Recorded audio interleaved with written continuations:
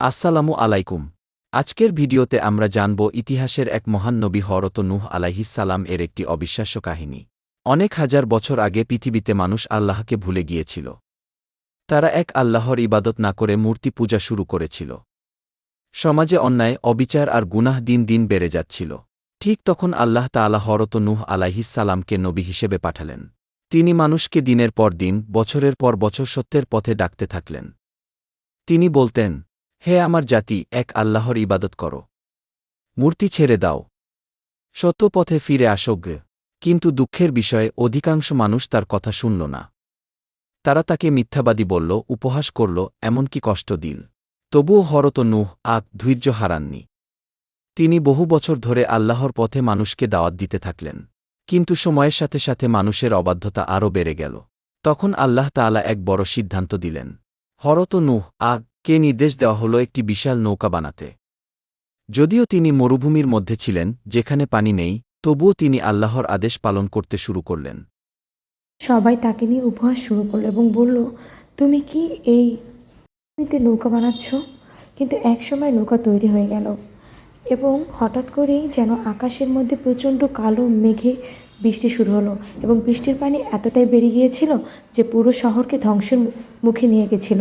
কিন্তু যারা আল্লাহর উপর পূর্ণ বিশ্বাস রেখেছিল তারাই কেবল নৌকার মধ্যে সুরক্ষিত অবস্থায় ছিল এবং যারা অবিশ্বাস করেছিল তারা বিপদে পড়ে গেল।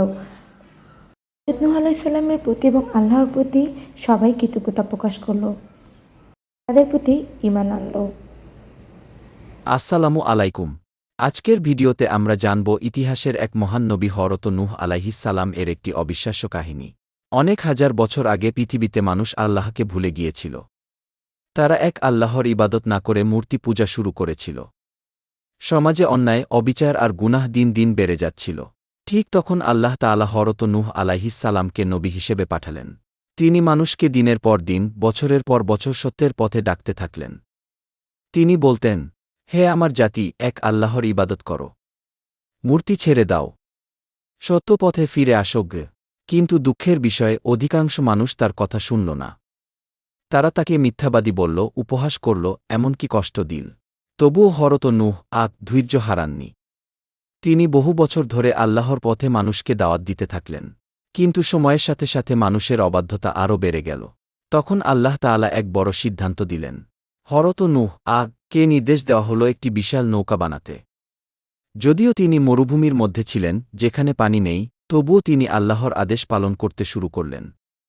সবাই তাকে নিয়ে উপহাস শুরু করলো এবং বলল, তুমি কি এই জমিতে নৌকা বানাচ্ছ? কিন্তু একসময় নৌকা তৈরি হয়ে গেল এবং হঠাৎ করেই যেন আকাশের মধ্যে প্রচণ্ড কালো মেঘে বৃষ্টি শুরু হলো এবং বৃষ্টির পানি এতটাই বেড়ে গিয়েছিল যে পুরো শহরকে ধ্বংসের মুখে নিয়ে গেছিল। কিন্তু যারা আল্লাহর উপর পূর্ণ বিশ্বাস রেখেছিল তারাই কেবল নৌকার মধ্যে সুরক্ষিত অবস্থায় ছিল এবং যারা অবিশ্বাস করেছিল তারা বিপদে পড়ে গেল। নূহ আলাইহিসসালামের প্রতি এবং আল্লাহর প্রতি সবাই কৃতজ্ঞতা প্রকাশ করল, তাদের প্রতি ঈমান আনল।